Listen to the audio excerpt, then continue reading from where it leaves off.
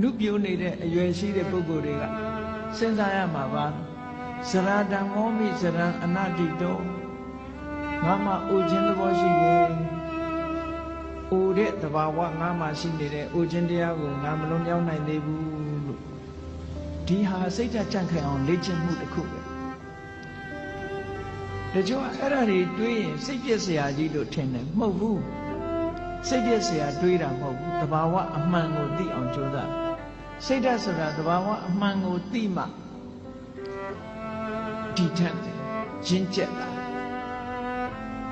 ဗျာဒိဓမ္မောမိဗျာဒိနာတိတောအေးငါခန္ဓာကိုယ်ကြီးဟာနာရတဲ့သဘောရှိတယ်နာခြင်းတရားကိုငါမလွန်မြောက်နိုင်သေးဘူးတွေးပါဆင်ញင်စဉ်းစားပေးပါလေ့ကျင့်ပေးပါစိတ်ကိုဒါနဲ့လေ့ကျင့်အာယုန်နဲ့စိတ်ကိုလေ့ကျင့်ကောင်းတဲ့အာယုန်နဲ့စိတ်ကိုလေ့ကျင့်လို့ခေါ်တယ်မရဏဓမ္မောမိမရဏနာတိတောလူတိုင်းဟာသိခြင်းသဘောရှိတယ်ငါလည်းပဲသိခြင်းသဘောရှိတယ်သိခြင်းတရားကိုငါမလွန်မြောက်နိုင်ဘူးလေ့ကျင့်ပေးပါ